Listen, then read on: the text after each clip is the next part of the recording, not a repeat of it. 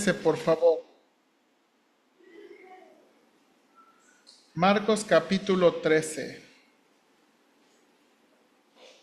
A ver, ¿se ve que el audio está grabando ahí? ¿El audio está bien? Hermana Digna, ¿me escucha? ¿Podría escribir en el chat si me escucha?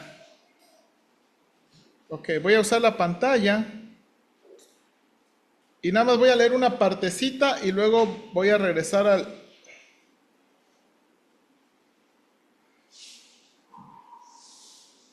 Ok, Marcos capítulo 13 para esta mañana. Vamos a estar aquí. A ver, voy a poner el otro micrófono. Ok, Marcos capítulo 13, por favor. Ok, miren lo que dice. Voy a leer los primeros versículos. O bueno, vamos a leer juntos. Ustedes, yo el 1, ustedes el 2, así hasta el versículo 13, si no me equivoco. Sí, hasta el 13. Ok, yo el 1, ustedes el 2 y así hasta el versículo 13. Y déjenme compartir pantalla.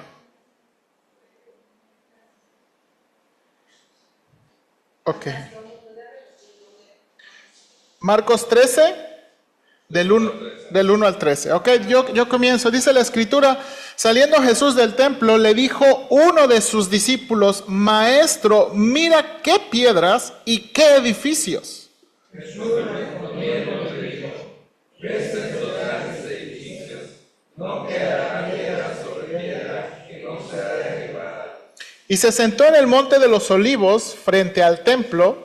Y Pedro, Jacobo, Juan y Andrés le preguntaron aparte, dinos, ¿cuándo serán estas cosas? ¿Y qué señal habrá cuando todas estas cosas sean? Jesús respondiéndoles comenzó a decir, mirad que nadie os engañe. Porque vendrán muchos en mi nombre diciendo, yo soy el Cristo, y engañarán a muchos. Mas cuando oigáis de guerras y de rumores de guerra, no os turbéis, porque es necesario que suceda así, pero aún no es el fin. Porque se levantará nación contra nación, y reino contra reino, y habrá terremotos en muchos lugares, y habrá hambres y alborotos, principios de dolores. Pero mirad por vosotros mismos, porque os entregarán a los concilios, y en las sinagogas os azotarán, y delante de gobernadores y de reyes os llevarán por causa de mí para testimonio a ellos.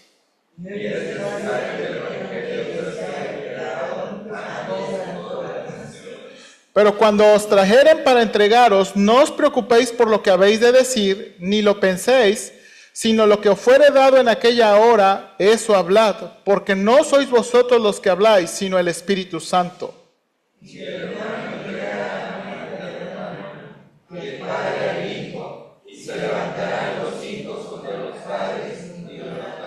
Todos juntos, y seréis aborrecidos de todos por causa de mi nombre, mas el que persevere hasta el fin, este será salvo. Ok, bien, hasta ahí la lectura, hermanos. Hasta ahí la lectura. Voy a poner una diapositiva nada más para ubicarnos.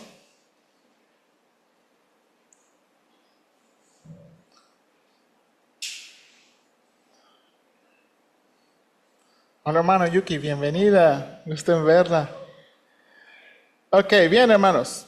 Estamos aquí en Marcos capítulo 13. Y si usted se acuerda, no sé si usted acostumbra a marcar su Biblia. Yo estoy aprendiendo con este asunto de marcar y atesorar más aquí en la Biblia.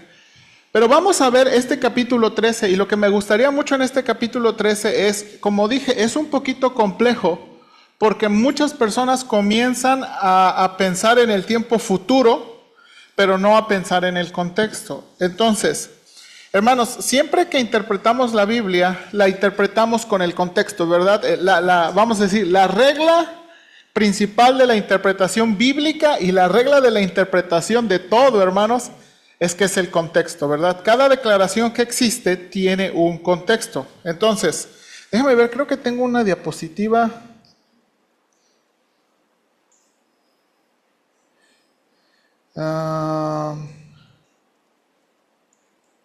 Con eso, con un dibujito.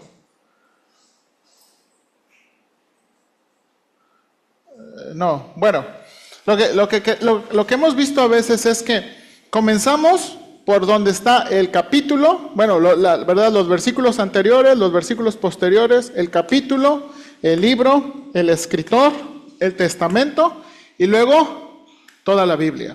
¿Ok? Entonces, vamos a pensar en este capítulo 13, ¿verdad? Porque el capítulo 13 es donde Cristo habla de su venida. Leímos, hermanos, por ejemplo, es cuando usted lee versículos 8, por ejemplo 13, 8, porque se levantará nación contra nación y reino contra reino y habrá terremotos en muchos lugares y habrá hambre y alboroto. Los principios de dolores son estos. ¿Cómo interpretamos ese versículo? Ok, la tribulación que viene. ¿Qué más? Ok, el tiempo actual. Ok, ahora, ¿sí? ¿Quién más? Lo que debe suceder. Ok. Muchas veces pensamos en las cosas que están sucediendo, pero muchos no lo tomamos en cuenta, simplemente que está bien lugar. Ok. Tenemos que tomar en cuenta la progresión. Ok, bien, sí. Entonces, y bien, me acaban de dar el ejemplo perfecto, que muchos cuando leen estos versículos inmediatamente se ponen a pensar en el futuro. Y creo que el pasaje sí va a hablar del futuro. Pero antes de hablar del futuro, el pasaje tiene algo que decir del presente cuando fue dicho. Entonces, vamos a comenzar esto, hermanos. Ahí en su Biblia, por favor, ahí en su Biblia, nada más vamos a recordar lo que está pasando. Capítulo 11, hermanos. Capítulo 11, versículo 11. Marcos capítulo 11, versículo 11.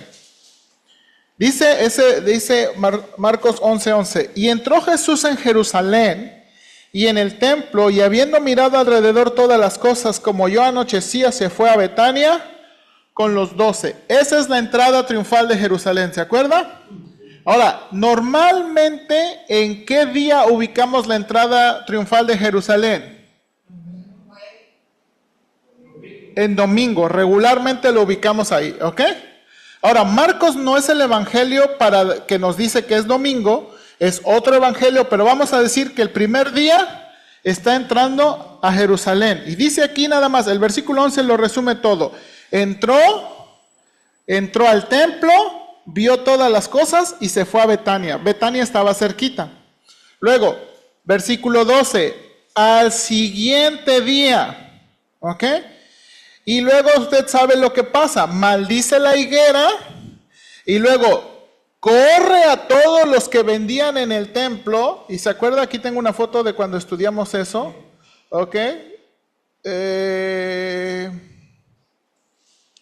No, lo tengo en otra diapositiva. Ahorita voy a... Lo tengo en esta diapositiva, ok. ¿Se acuerda? Aquí, más o menos, ¿verdad? Creemos que había gente vendiendo y había un montón, era un mercado el templo. El lugar que es verdad que Dios quería que la gente orara y buscara al Señor se había convertido en un mercado. Y entonces, en el segundo día, saca a todos y pasa, creemos, todo el día predicando. Dice versículo 19, pero al llegar la noche, Jesús salió de la ciudad. Entonces es el segundo día. Versículo 20. Y pasando por la mañana, y ya es cuando ve la higuera que se secó. Este es el tercer día. Ok, entonces vamos a pensar nada más por domingo entra a Jerusalén. Lunes maldice la higuera y saca a todos los cambistas. Martes, ¿ok? El martes, hermanos, es el día más largo. ¿Por qué digo día más largo? Bueno, día en donde pasan muchas cosas que Marcos registra. ¿Por qué? En ese día comienzan con, mire quién viene a hablar con ellos. Versículo 27. Volvieron entonces a Jerusalén y andando por el templo vinieron a él los principales sacerdotes, los escribas y los... Ok, aquí hermanos, en este día viene todo el Sanedrín y le preguntan, ¿con qué autoridad? ¿Ok? Y ya sabe usted que no le contesta porque les dice, a ver, les voy a hacer una pregunta también. Ok, hermano Juan. ¿Cómo podríamos interpretar aquí donde dice, de todas maneras, vieron la higuera que se había secado por sus raíces? ¿Cómo podríamos interpretar esa parte con lo anterior? Ok, sí. Hermanos, la higuera, acuérdense, Marcos y el Señor está usando la higuera como una ilustración, hermanos, de lo que está pasando en el templo. ¿Ok? Tiene una higuera, ¿se acuerda? La historia está así, higuera, cambistas, mercado y luego higuera. Ahí está. El templo ilustraba un lugar donde había muchas hojas, pero no había fruto. O sea, ¿por qué Dios maldijo a la higuera? Por ser una higuera engañosa, ¿ok? Una higuera engañosa, donde tenía muchas hojas, pero no tenía nada de fruto. Y esto es una ilustración perfecta de lo que estaba pasando en el templo, porque mire, había un mercado, ahora, esta no era cualquier mercado. ¿Qué vendían aquí? ¿Animales para qué? Para el sacrificio. Y luego los cambistas, mire aquí, estaban cambiando dinero ¿para qué? Para las ofrendas del templo, porque no aceptan dólares ni pesos. Podríamos interpretar también que, por ejemplo, Jesucristo barrió las hojas, se barrió a toda la gente sacándolas del templo. Pues yo no diría eso, que las barrió, pero lo que está viendo es todo esto es un mercado, pero está enfocado a la religión, ¿sí o no? Porque hay animalitos para las ofrendas, hay dinero para hacerlas, pero es puro, hermanos, es puras hojas. Porque no hay fruto, no hay verdadera adoración, es un mercado. Y ¿Se refiere a que se secó? Se secó, hermano. Sí. Ahora, esta es la perfecta ilustración para lo que vamos a ver ahorita. ¿Ok? Porque se acuerda que dijimos qué culpa tiene la higuera. Pero de nuevo, es una higuera engañosa. Era una higuera, ¿por qué? Porque está dando hojas en tiempo donde no debería dar hojas y está, no fingiendo, está dando la impresión de que hay fruto, pero realmente no hay fruto. Exactamente. Entonces, eso está pasando en el tercer día. Entonces, ahora, mire, yo tengo marcado en mi Biblia, versículo 27 viene todo el Sanedrín. Luego, capítulo 12, versículo 13, ¿quiénes vienen? Fariseos y herodianos. Acuérdese, estos fariseos y herodianos no se llevan, pero ahorita sí se llevan para cuestionar a Jesús acerca de qué. No. Con el asunto de los impuestos. Oye, a ver, señor, ¿se debe dar o no se debe dar impuestos? Era una pregunta, era una trampa. Sí, le querían poner una trampa, ¿ok? Y luego, versículo 12-18, ¿quiénes vienen? Los saduceos. ¿Y se acuerda qué le dijeron a Jesús? ¿Qué le dijeron? ¿Verdad? Pues una señora, fíjate que tuvo un marido y se murió y no tuvo hijos, y así tuvo unos maridos, y los saduceos, acuérdense, están pintando una escena. A ver, señor, cuando ustedes dicen que va a resucitar, y se le junten todos. A ver, ¿cómo lo va a resolver? ¿Cómo va a ser? ¿Por qué? Porque los saduceos, ahora hermanos, los saduceos son los que dirigen el templo. Los saduceos son los que dirigen el templo, pero no creen en la resurrección, no creen en espíritus y no creen en ángeles. ¿Se acuerdan lo que nos dijo Lucas en Hechos?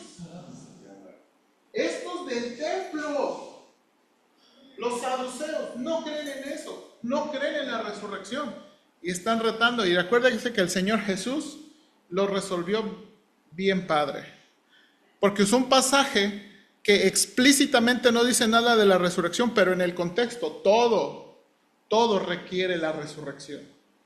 Y luego viene, ¿verdad? Ahora, esos fueron para ponerle una trampa, pero en el versículo 28 viene un escriba que no necesariamente quiere ponerle una trampa, sino un escriba que quiere resolver ¿cuál discusión?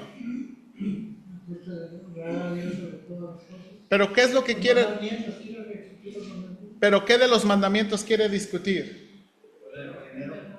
¿Cuál es el más grande? ¿Por qué? Porque acuérdense que había esta discusión. Entre los escribas había mandamientos pesados y mandamientos ligeros. Y entonces el escriba viene y con buena actitud, al final sabemos que con buena actitud le dice, Señor, pues tú vas a resolver este asunto. Y el Señor, ¿verdad?, resuelve amar a Dios y amar al prójimo. ¿Se acuerda? Y luego el escriba es el que contesta, bien has dicho, y que eso es más que todos los sacrificios. Y entonces, hermanos, después terminamos el capítulo 12, y aquí voy a cambiar de diapositiva. Terminamos el capítulo 12 en la condenación que el Señor le lanza a los escribas, ¿se acuerda? Sí. Aman las ropas largas, las salutaciones en las plazas, las primeras sillas en las sinagogas, los asientos en las mesas y devoran las viudas. Hermanos, todo eso está pasando en el tercer día. Todo eso está pasando en el tercer día. Y todavía va a pasar una cosa más en el tercer día. ¿Cuál? Capítulo 13. Capítulo 13. Mire cómo comienza capítulo 13. Saliendo Jesús del templo, porque ahí estuvo siempre. ¿Sí o no? Sí. Desde el 11:27 hasta el 13, el Señor está todo el tiempo en el templo. Y ahora sale del templo y uno de sus discípulos le dice, Maestro, mira qué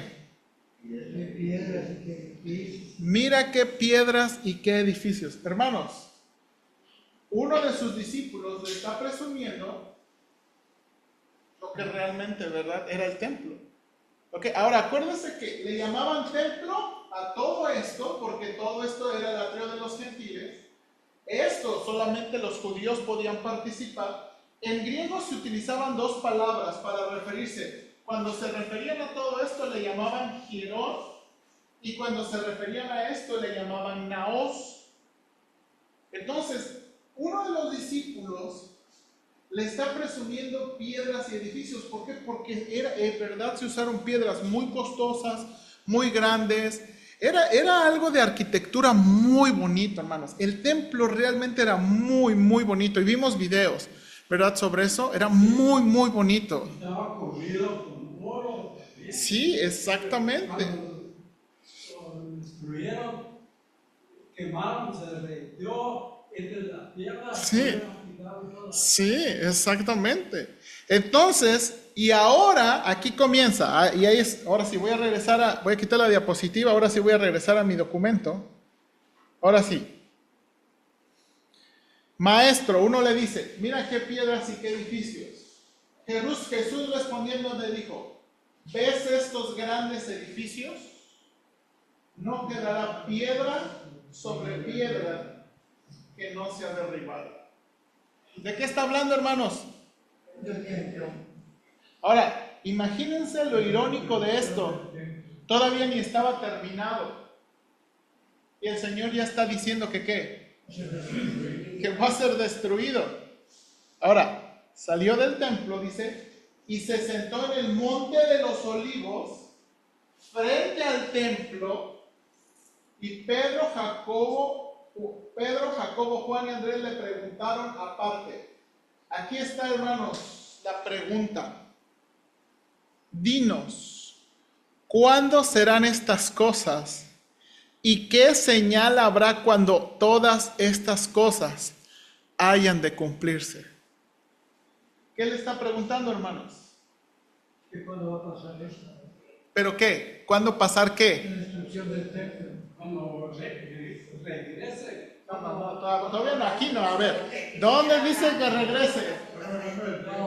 Está hablando del templo y los edificios de la pregunta. Exactamente, ¿sí o no? ¿Estamos de acuerdo en eso? Amén. ¿Estamos de acuerdo en eso? Amén. Porque le digo, aquí hay que empezar con el texto y luego vamos a donde usted quiera.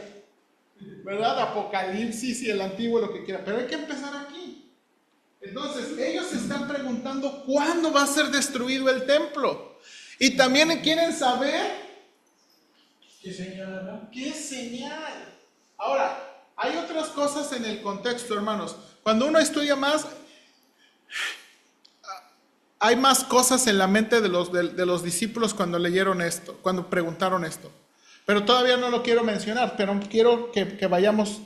Entonces, aquí comienza, este se llama el discurso del Monte de los Olivos. ¿Ok? Y entonces Jesús empieza a decirles, mirad que nadie os engañe, porque vendrán muchos en mi nombre diciendo, yo soy el Cristo, y engañarán a muchos. Ok, vamos a entender eso. Vendrán personas diciendo, ¿qué significa yo soy el Cristo? Yo soy el Mesías. Y eso, hermanos, ¿qué significa para los judíos? Es el ungido, pero ¿es quién? ¿De que lo va a liberar? No, eso es más para nosotros. Es el que los va a liberar. Es del pueblo romano. Acuérdense que aún los propios discípulos, ¿se acuerdan cuando Jacobo y Juan le dicen, Señor, tenemos una petición? El de la derecha y el de la izquierda, ayúdanos a sentar luego, danos una secretaría, dame la de gobernación y dame la de economía, ¿verdad? Y luego le dijo el Señor, ¿podrán beber de la copa? ¡Podemos! Porque hermanos, cuando ellos estaban entrando a Jerusalén, ¿qué pensaban muchas veces los discípulos? Quiero un líder. Vamos a entrar, ahora sí el Señor va a entrar y vamos a pelear contra el gobierno romano y vamos a darles en la torre. Porque esa era la expectativa de un libertador, de un hijo de David, que los iba a librar. Entonces, dice que el Señor, que nadie os engañe, porque vendrán muchos diciendo, yo soy el Mesías, yo soy el ungido, yo soy el escogido de Dios, yo los voy a liberar. Yo los voy a liberar. Entonces dice el Señor, y engañarán. Ahora, hermanos, sigan pensando en esto, sigan pensando en esto. La pregunta fue ¿qué? ¿Cuándo serán estas cosas que señalarán? Destrucción del templo, ¿verdad? Destrucción del templo. Entonces el Señor está diciendo, van a venir personas diciendo que ellos son el Mesías. Cuando oigáis de guerras y de rumores de guerra, no os turbéis, porque es necesario que suceda así, pero aún no es el fin. Porque se levantarán nación contra nación y reino contra reino, y habrá terremotos en muchos lugares, y hambre y alborotos. Principios de dolores son estos. Ahora, ¿refiriéndose a qué? Son las señales que habrá para conocer. Pero ¿cuál fin? Pues es la destrucción del templo. La destrucción del templo. Ahora, para mí, todo eso me dice, bueno, en realidad me está diciendo, no es futuro, va a pasar dentro de 10 años. Sí, exactamente. El año antepasado, me parece, andaban festejando los judíos porque habían elegido a una persona que se fue entre comillas, iba a ser como el Mesías. Y no sé qué logró todo, pero después ya se desbarató la tarde. Bueno, yo Pero se pasó 40 años. Ok, bueno, Se nombraron y andaban todos alborotados. Bueno, yo tengo algo para la predicación. Vamos a continuar la predicación de este tema porque creo que hay algo muy, muy importante en este pasaje. Y también para terminarlo de una sola. Ok, entonces, pero de nuevo, principio de dolores estos. Esto no está hablando del futuro, esto está hablando de la destrucción del templo. De nuevo les dice, mirad por vosotros mismos, porque os entregarán a los concilios y en las sinagogas os azotarán. ¿Pasó o no pasó? Sí. En el libro de Hechos, ¿se acuerdan? Sí. A Pedro y a Juan. Y os entregarán y delante de gobernadores y de reyes os llevarán por causa de mí para testimonio de ellos. ¿Pasó o no pasó? Sí. El libro de Hechos. Así. Pablo, ¿sí o no? Y luego dice, y es necesario que el evangelio sea predicado antes a todas las naciones, Pero cuando os trajeren para entregaros, no os preocupéis por lo que habéis de decir ni lo penséis, sino lo que os fuere dado en aquella hora. Eso habla, porque no sois vosotros los que habláis, sino el Espíritu Santo. Y es lo que vemos en el libro de Hechos. Ahora no te sigue diciendo, y el hermano entregará a la muerte al hermano, y el padre al hijo, y se levantarán los hijos contra los padres, y los matarán. Eso pasó en el primer siglo. Y seréis aborrecidos de todos por causa de mi nombre, mas el que persevere hasta el fin, este será salvo. Ahora, ¿de qué está hablando? Porque este versículo, hermanos, es bien controversial. Porque muchas personas dicen que uno tiene que esforzarse para al final ser salvo. Pero esta declaración tiene un contexto. ¿Cuál es el contexto? Lo que va a suceder en ese tiempo. Proceso de mi vida. ¿No? Piensen en el contexto. Hermana Lupita. Este versículo es muy controversial porque las personas dicen que la salvación se pierde. Y que hay que esforzarse, ¿no? Ahora, ¿cuál es el contexto de esta declaración? Cuando llegue el momento de la destrucción del templo y pasen todas esas cosas, los mensajeros, los que dicen a los que hayan sido elegidos para llevar el evangelio y todo, deben de continuar aún así muertos, porque van a morir en Cristo, y estos los que van a continuar, ese día que mueran en ese tiempo y van a ser salvos. Los que lo acepten y no lo nieguen, pues no. Este es el punto. Porque dice, cuídense, acuérdense que este milagro es cuídense de vosotros mismos. ¿Por qué? Porque los van a entregar. Y luego dice, y no te va a entregar tu vecino, te va a entregar tu hermano, tu padre. Y los van a odiar y los van a matar. Hermanos, esto es lo que pasó en los primeros 2 siglos. Porque el gobierno romano les daba opciones. Ok, niega a Cristo. ¿Quieres conservar tu vida? Niega a Cristo. ¿Quieres conservar tus terrenos? Niega. Hermanos, esto es lo que está pasando cuando el escritor de Hebreos está escribiendo. Porque el escritor de Hebreos está viendo la apostasía. Muchos están dejando el cristianismo y regresándose al judaísmo. Por eso está diciendo, miren por vosotros mismos. Aquí está hablando del que persevera hasta el fin. No está hablando de ganarse la salvación, sino realmente de no negar a Cristo. Porque hermanos, aquí ¿qué puede demostrar alguien que niega a Cristo?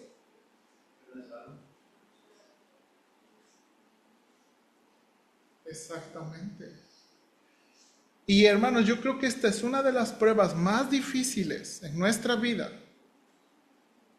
que llega a pasar, donde en verdad se prueba nuestra fe. En ellos fue el punto de la muerte. Esta es la declaración. Hermanos, por eso Pablo oraba, pedía que oráramos por él. Hermanos, piensen, tenemos la historia de Pedro. ¿Qué pasó con Pedro? Hermanos, se quebró. Hermanos, el discípulo más valiente se quebró, hermanos. 3 veces. Entonces, lo que está hablando, no está hablando de ganar la salvación, está hablando de ¿qué? De mantener su profesión, Ser testigo. de no negar al Señor en ¿qué? En momentos de persecución. ¿Ok? Ahora, todo esto es que pensando en ¿qué? La destrucción del templo. Entonces, todas estas cosas son cosas que van a acontecer antes que ¿qué? Que se destruya el templo. Y el Señor les está pidiendo ¿qué? Permanezcan. ¿Cuánto tiempo duró de ir a Sí, ahorita ahí voy, hermano Juan. Ahora, versículo 14. Aquí es donde cambia. ¿Por qué? Porque pidieron dos cosas, hicieron en Marcos hicieron dos preguntas. ¿Cuándo? Son tres. Tomamos hasta él. ¿Y qué señal? Son tres preguntas. En Mateo son tres, aquí son dos. Mira aquí, otra vez. ¿Cuándo? Serán esas cosas. ¿Y qué señal? ¿Ok? Entonces están preguntando ¿cuándo y qué señal? Ahora, versículo 14. Pero cuando veáis la abominación desoladora de que habló el profeta Daniel, puesta donde no debe estar, el que lee entienda. Entonces los que estén en Judea huyan a los montes. El que esté en la azotea no descienda a la casa, ni entre para tomar algo de su casa. Y el que esté en el campo no vuelva atrás a tomar su capa. Mas hay de las que estén en cinta y de las que críen en aquellos días. Orad pues por que vuestra huida no sea en invierno, porque aquellos días serán de tribulación, cual nunca ha habido desde el principio de la creación que Dios creó, hasta este tiempo, ni la habrá. A ver, hermanos, ¿sigue hablando del templo? No, eso es puro futuro. Ok, entonces parece ser, y aquí, esto es lo difícil, hermanos, de este discurso. Pero está muy claro, se le dice lo de tribulación. Sí, ahora, bien, hermano, pero es que la cosa es que, de nuevo, yo estoy chorriendo. La cosa es que a veces no leemos el texto, ni somos pacientes con el texto, e inmediatamente empezamos a sacar conclusiones y conexiones. Hay que ser pacientes. Entonces, aquí el Señor está cambiando y está diciendo cosas, de nuevo, diferentes. Y luego sigue diciendo, y si el Señor no hubiera cortado aquellos días, nadie sería salvo. Mas por causa de los escogidos que Él escogió, acortó aquellos días. Entonces, si alguno dijere, mirad, aquí está el Cristo, o mirad, ahí está, no le creáis, porque se levantarán falsos cristos y falsos profetas, y harán señales y prodigios para engañar, si fuese posible, aún a los escogidos. Mas vosotros mirad, os lo he dicho todo antes. De la descripción. Tengo una pregunta. Sí. ¿Pasó todo esto o va a pasar? No, Va a pasar. Ok, ahorita ahí vamos. Ahorita sacamos nuestra conclusión. Parece ser, hermanos, que este párrafo es diferente. Porque está diciendo cosas, de nuevo, está hablando de una tribulación, hermanos, muy única. Nunca ha habido antes y nunca habrá después. O sea, está hablando de algo, o sea, está hablando de unos tiempos, sí, exactamente, está hablando de un evento único. Y luego, pero en aquellos días, después de aquella tribulación, el sol se oscurecerá y la luna no dará su resplandor. Y las estrellas caerán del cielo, y las potencias que están en los cielos serán conmovidas. Entonces verán al Hijo del Hombre que vendrá en las nubes con gran poder y gloria, y entonces enviará a sus ángeles y juntará a sus escogidos de los cuatro vientos, desde el extremo de la tierra hasta el extremo del cielo. Y esta es la clave para interpretar el anterior párrafo. Esto claramente está hablando de ¿qué? Del futuro. Hermanos, ellos están pidiendo qué señal va a haber. ¿Cómo sabemos cuándo va a pasar algo? Pero ellos se están refiriendo al templo y el Señor usa el asunto del templo ¿para qué? Para hablarles de algo futuro. Y aquí es Y para que lo sepamos nosotros. sí, claramente, su venida. Y entonces, antes de su venida va a haber una gran tribulación. Después de la tribulación, entonces, va a venir el Hijo con gran poder y gloria. Tenemos que observar, como te subrayó arriba, pero, ese pero, tenemos que tomarlo en cuenta porque no iba a ser lo mismo. Entonces, esto está hablando claramente del futuro. Y luego, pero todavía no termina. Sigue ahí. De la higuera aprended la parábola. Cuando ya su rama está tierna y brotan las hojas, sabéis que el verano está cerca. Así también vosotros, cuando veáis que suceden estas cosas, conoced que está cerca a las puertas. De cierto os digo que no pasará esta generación hasta que todo esto acontezca. El cielo y la tierra pasarán, pero mis palabras no pasarán. Ahora, hermanos, sigue diciendo, pero de aquel día y de la hora nadie sabe, ni aun los ángeles que están en el cielo, ni el Hijo. ¿Nota ahí? Sino el Padre. Mirad, velad y orad, porque no sabéis cuándo será el tiempo. Es como el hombre que yéndose lejos dejó su casa y dio autoridad a sus siervos y a cada uno su obra, y al portero mandó que velase. Velad, pues, porque no sabéis cuándo vendrá el Señor de la casa, si al anochecer o a la medianoche o al canto del gallo o a la mañana, para que cuando venga de repente no os halle durmiendo. Y lo que a vosotros digo, a todos lo digo, velad. Y así termina, hermanos, así termina todo el discurso del Monte de los Olivos. Entonces, vamos a pensar de nuevo aquí en el texto. ¿De qué está hablando todo este pasaje? ¿Está hablando del futuro? Sí. Ahora, ¿todo el pasaje está hablando de todo el futuro? No. Al parecer, de nuevo, por la propia interrupción que el Señor hace, versículos 1 al 13, está hablando de ¿qué? Del templo. Está hablando de la destrucción del templo. Está hablando de cosas que están pasando en el presente, lo que va a pasar y el 3. Sí, Ese es un plan de Dios en corto plazo. sí. ¿Mande? Hablaba de un futuro cercano. Exactamente. Es un plan de Dios a largo plazo.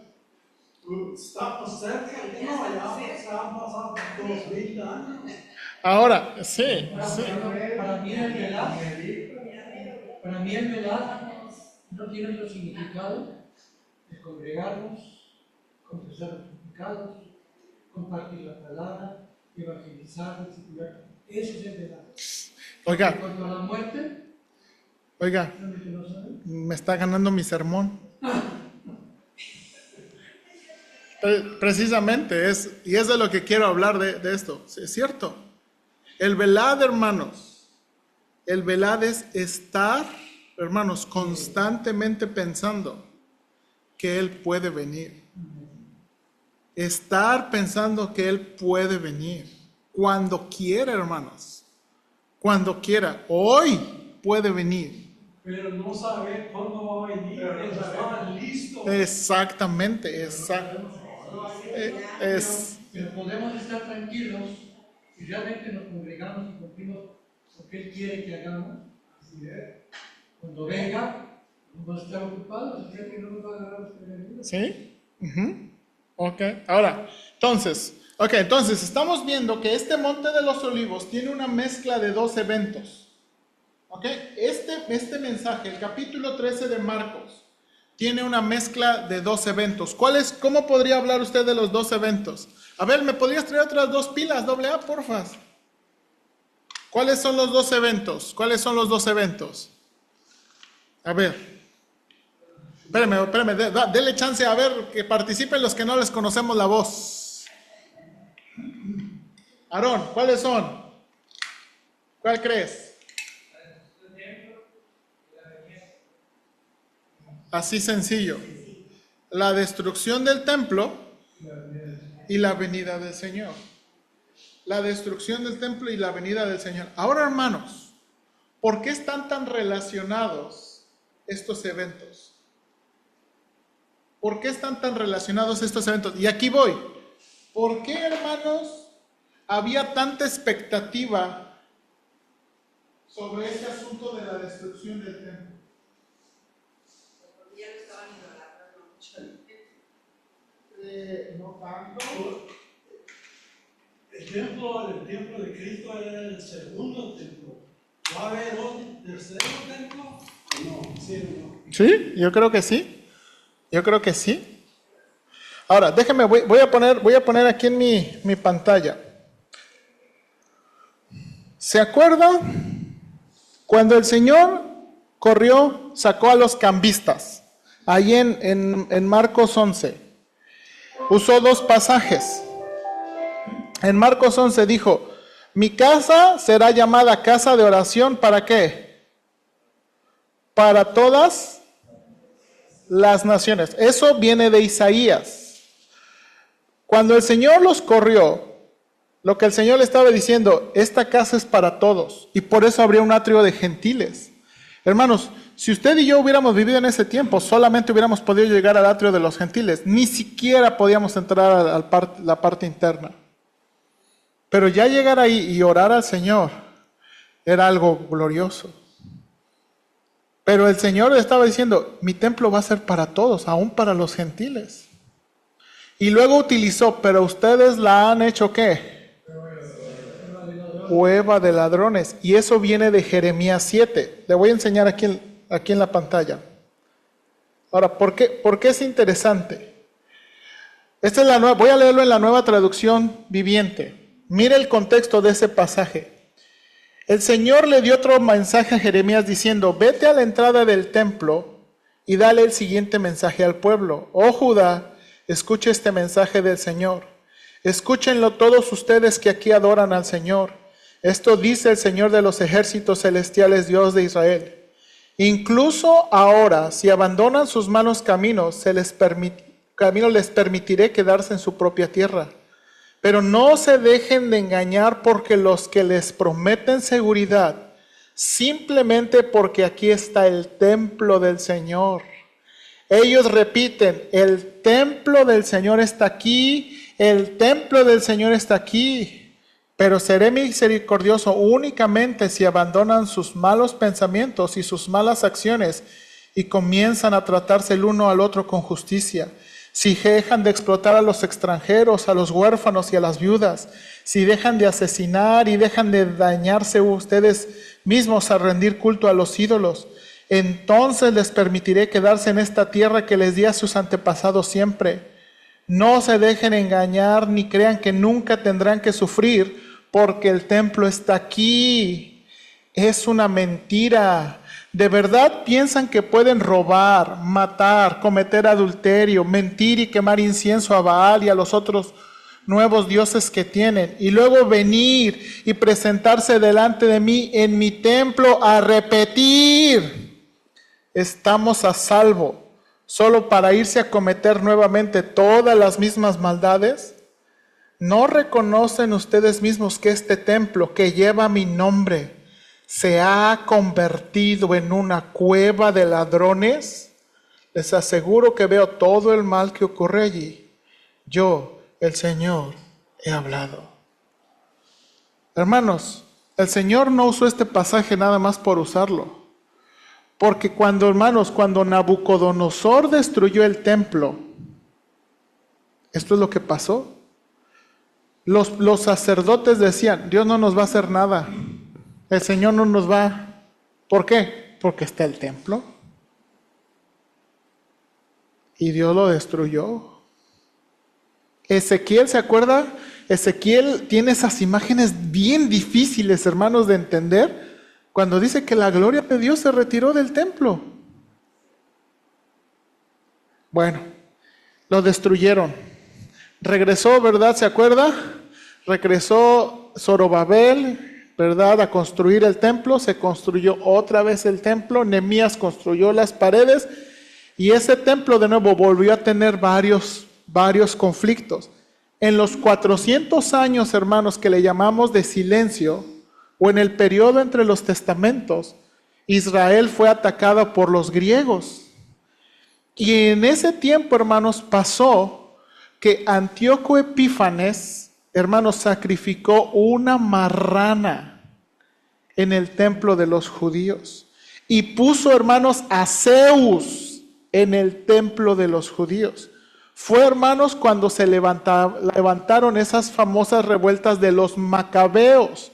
Si usted tiene una Biblia católica, usted va a encontrar el libro de los macabeos, y esos libros van a describir básicamente la historia de ese periodo. Cuando Antíoco pone la marrana, cuando ponen el ídolo de Zeus, cómo se levantan los judíos, se levantan en revueltas, tratan de expulsar, ganan, hermanos. Y después viene el Imperio Romano. Y hermanos, entre el Imperio Romano y los judíos se trataron bien, por ser leales a los romanos. Por eso se les dio, hermanos, muchas libertades en todo el Imperio Romano. Entonces, ese templo es el que Herodes, porque Herodes el Grande, hermanos, es de antes de Cristo. Es este templo que Herodes comienza a reedificar. Y hermanos, y no nada más quiere construir el templo judío, quiere construir un templo más grandote. No para la gloria de Dios, para la gloria de Herodes. Hermanos, y era un templo en verdad grandísimo. Hermanos, cuando los romanos lo conquistaron, aquí viene el hermano Juan, ¿cuándo pasó eso? El Señor está haciendo esta predicción más o menos en el año 33, en el año 33. El templo fue destruido 40 años después. 40 años después, hermanos, fue destruido. El templo se terminó, algunos hacen el cálculo, que el templo se terminó más o menos por el año 64. Ya. Hermanos, en el año 66 los judíos comenzaron a rebelarse y comenzaron las famosas revueltas judías. Cuando comienzan las revueltas judías, hermanos, pasan varios detalles, ¿verdad? En el 60 Nerón quema Roma, le echa culpa a los cristianos. Después comienzan las revueltas judías, Nerón se suicida y después, hermanos, hay una guerra entre reyes porque 4 quieren ser los emperadores. Y se levanta uno que se llama Vespasiano. Vespasiano era un general. Entonces va y manda a su hijo Tito. Creo que sí, perdón si me estoy equivocando con los nombres. Manda a Tito para socavar esa revuelta judía. Y hermanos, los romanos asediaron el templo, asediaron la ciudad para poder, hermanos, de verdad los judíos se defendieron. Y los varios detallitos se los voy a dar en el sermón. Hasta que, hermanos, en el año 70, cuando Josefo describe esa guerra de los judíos, cuando destruyeron el templo, los romanos no podían creer que ese era un templo. ¿Mande? Sí viene. Hay una, pero ahorita lo va. Sí. Ahí fue donde comenzó con la revuelta de los judíos, los famosos sicarios. Ahora, cuando los judíos conquistaron el templo, hermanos, Josefo escribe, era un templo lujosísimo. Los romanos no podían creer que era un templo. Estaba lleno de riquezas, lleno de riquezas. Pero hermanos, lo que pasó es, los romanos no querían, Tito no quería que lo destruyeran. Pero los generales alrededor de Tito estaban tan enojados que cumplieron la palabra del Señor y lo destrozaron. Y pasó lo que dijo el Señor, ¿no quedará qué? Piedra sobre piedra. Hermanos, lo arrasaron. Sí, pero en la arca del pacto no estaba. No, el arca del pacto no estaba ahí. ¿No? Sí, el arca del pacto se fue. ¿Quién sabe quién? ¿Quién sabe quién la guardó? Algunos dicen que Jeremías fue y la escondió. No sabemos. Ahora, de nuevo, ¿por qué, hermanos? ¿Por qué hay tanta relación? ¿Por qué hay tanta relación entre la destrucción del templo y la venida del Señor? ¿Por qué hay tanta? Porque los judíos pensaban que en algún momento, cuando otra vez vinieran a atacarlos, el Señor los iba a liberar. Entonces, cuando ellos hacen la pregunta, de nuevo, y esto no nada más, o sea, esto no nada más se originó, esto se está originando desde Jeremías, esto se está originando desde el periodo intertestamental, cuando los judíos preguntan otra vez que el templo va a ser de nuevo destruido, pues ellos están pensando, ok, entonces significa que Dios tiene que intervenir, y por eso quieren saber cuándo, y por eso especialmente quieren saber qué señal. Ellos quieren saber qué señales, porque están muy relacionadas. Ahora, hermanos, ¿qué se refiere? Y quiero terminar los 5 minutos que me quedan. ¿Qué se refiere aquí cuando el Señor hace la transición? Cuando veáis la abominación desoladora de que habló el profeta Daniel, puesta donde no debe estar. ¿Qué se refiere eso? El anticristo y el político que lo vive. Es que es el que transforma el pueblo judío para que Ok, aquí viene, ok. Hermanos, no sé si sus Biblias tienen referencias cruzadas. ¿A qué pasaje nos lleva eso? Cuando veáis la abominación desoladora del profeta Daniel. ¿A dónde? Daniel 9, 26 ¿A dónde nos lleva eso? Daniel.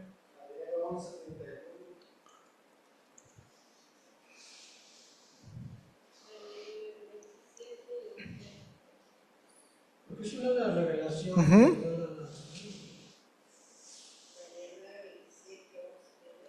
Ok, el pasaje explícito es Daniel 11:31.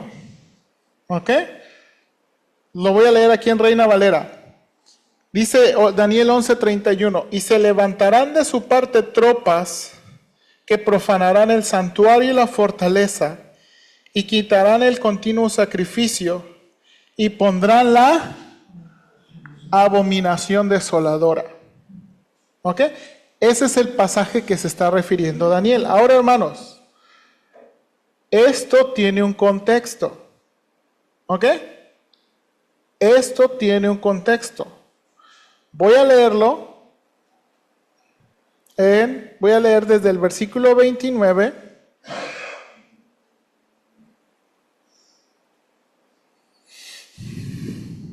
En la Nueva Traducción Viviente. Después, a la hora señalada, volverá a invadir el sur, pero esta vez el resultado será diferente, pues lo espantarán barcos de guerra desde la costa del occidente, se retirará y volverá a sus territorios. Sin embargo, descargará su enojo contra el pueblo del pacto sagrado y premiará a los que abandonen el pacto. Su ejército se apoderará de la fortaleza del templo, contaminará el santuario, pondrá fin a los sacrificios diarios y colocará el objeto sacrílego que causa profanación.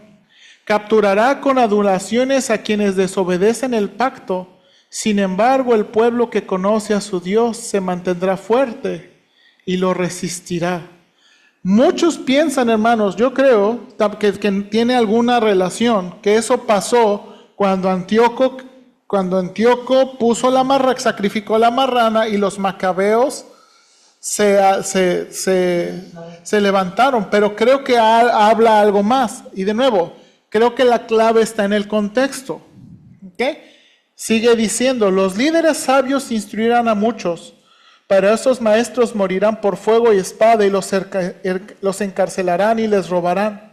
Durante estas persecuciones recibirán poca ayuda y muchos de los que se unan a ellos no serán sinceros. Algunos de los sabios serán víctimas de la persecución. De esa manera ellos se perfeccionarán, se limpiarán y se refinarán hasta que llegue el tiempo del fin, porque la hora señalada todavía está por venir. El rey, y aquí hermanos, hará lo que le venga en gana, se exaltará a sí mismo y afirmará ser más grande que todos los dioses. Incluso blasfemará contra el Dios de dioses.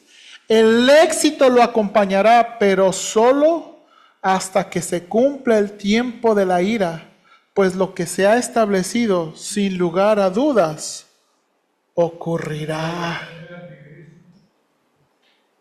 Es el anticristo. Ahora, hermanos, aquí, la clave para la clave, hermanos, cuando vamos a llegar un día a estudiar Daniel, la clave para hablar del futuro tiempo está en el anticristo.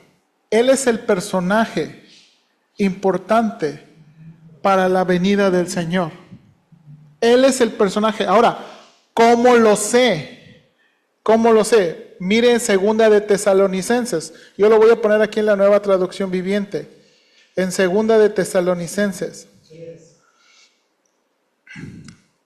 No. 2. Ahora, mire. Cuando la iglesia de Tesalonicenses, mire lo que ya estaba pasando en la iglesia de Tesalonicenses. Voy a leer el capítulo 2 en la Nueva Traducción Viviente. Mire lo que dice aquí. Ahora, amados hermanos, aclaremos algunos aspectos sobre la venida de nuestro Señor Jesucristo y cómo seremos reunidos para encontrarnos con Él. No se dejen perturbar ni se alarmen tan fácilmente por los que dicen que el día del Señor ya ha comenzado. Eso es lo que decían, hermanos. Ya estamos. El día del Señor ya empezó. La tribulación ya está. No le crean, ni siquiera si afirman haber tenido una visión espiritual, una revelación o haber recibido una carta supuestamente de nosotros. No se dejen engañar por lo que dicen, pues aquel día no vendrá hasta que haya una gran rebelión contra Dios y se dé a conocer el hombre de anarquía, aquel que trae destrucción. Se exaltará a sí mismo y se opondrá a todo lo que la gente llame Dios y a cada objeto de culto. Incluso se sentará en el templo de Dios y afirmará que Él mismo es Dios. Esto es, hermanos. Ahora, Pablo no está inventando esto. ¿Ok? Pablo, de nuevo, está haciendo de varias conexiones porque el anticristo es el personaje clave. En Daniel capítulo 7, en Daniel capítulo 8, en Daniel capítulo 9, Daniel capítulo 11, hay un personaje, hermanos, y es el anticristo, el personaje clave, hermanos, de los tiempos futuros. Por eso el Señor está diciendo aquí, pero cuando veáis la abominación desoladora, entonces les dice, huyan. Huyan, huyan. Ahora, últimos minutitos. Hermanos, ¿dónde está esto en el libro de Apocalipsis?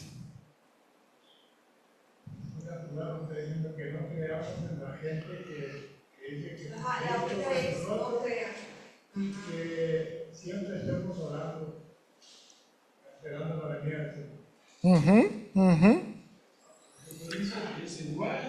El 12.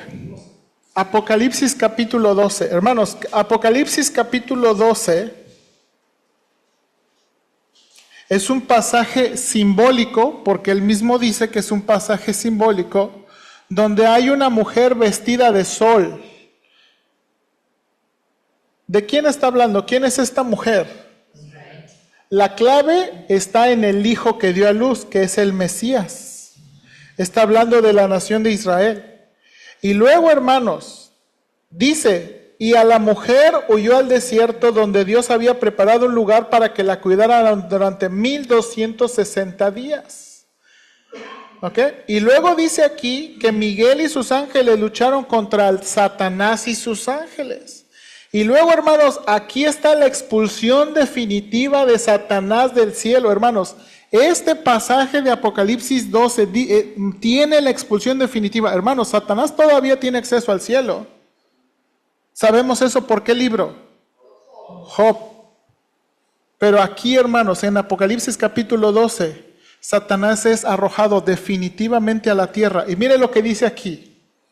Cuando el dragón se dio cuenta de que había sido lanzado a la tierra, persiguió a la mujer que había dado a luz al hijo varón. Pero a ella se le dieron 2 alas como de una gran águila para que pudieran volar al lugar que se había preparado para ella en el desierto. Allí sería cuidada y protegida lejos del dragón durante un tiempo, tiempos y la mitad de un tiempo. Luego el dragón trató de ahogar a la mujer con un torrente de agua que salía de su boca, pero entonces la tierra ayudó a la mujer y abrió la boca y tragó el río que brotaban de la boca del dragón. Así que el dragón se enfureció contra la mujer y le declaró la guerra al resto de sus hijos y a todos los que obedecen los mandamientos de Dios y se mantienen firmes en su testimonio de Jesús. Entonces el dragón se plantó a la orilla junto al mar. Después vi una bestia que subía del mar. Tenía 7 cabezas y 10 cuernos y una corona en cada cuerno. Y escrito en cada cabeza había un nombre que blasfemaba a Dios. Esta bestia parecía a un leopardo, pero tenía las patas de un oso y la boca de un león. Y el dragón le dio a la bestia su propio poder y trono y gran autoridad. Vi que una de las cabezas de la bestia parecía estar herida de muerte, pero la herida mortal sanó. Todo el mundo se maravilló de este milagro y le dio lealtad a la bestia. Adoraron al dragón por haberle dado semejante poder a la bestia, y también adoraron a la bestia. ¿Quién es tan grande como la bestia?, exclamaban. ¿Quién puede luchar contra ella? A la bestia se le permitió decir grandes blasfemias contra Dios, y se le dio autoridad para hacer todo lo que quisiera durante 42 meses. Y abrió la boca con terribles blasfemias contra Dios, maldiciendo su nombre y su habitación, es decir, a los que habitan en el cielo. Y hermanos, ¿de quién está hablando? Del anticristo. Entonces, hermanos, esto es lo que está diciendo el Señor. El Señor está hablando de aquellos tiempos, de aquella tribulación. ¿Y por qué, hermanos? Entonces, si alguno dijere, aquí está el Cristo, allá está, no lo crean, porque se levantarán, ¿qué? ¿Por qué? Porque, hermanos, porque en verdad el único que los puede rescatar es... Entonces dice, por favor no caigan en la trampa. Y luego dice, pero en aquellos días, después de aquella tribulación, el sol se oscurecerá, la luna, ¿verdad? Y las estrellas. Hermanos, va a ser un evento, la venida del Hijo del Hombre. No va a ser hermanos, no va a ser un evento común. Por eso el Señor les está diciendo, no crean, porque va a venir con gran poder y gloria. No crean. Hermanos, y esto es lo que está tratando de decirles el Señor. ¿Ya? Y bueno, y ya la exhortación para nosotros viene el sermón. Okay. Vamos a orar, hermanos, y aquí pausamos. Señor, ayúdanos, por favor. El mensaje se hace claramente o altamente relevante, porque han pasado más de 2000 años y seguimos esperando tu venida. Ayúdanos, Padre, por favor, a mantener la exhortación de este capítulo para nosotros mismos. Ayúdanos, Padre, por favor. Bendícenos en Cristo Jesús. Amén. Bien, hermanos, Dios les bendiga. Tomamos unos minutitos para un refrigerio. Nos saludamos. Dios les bendiga.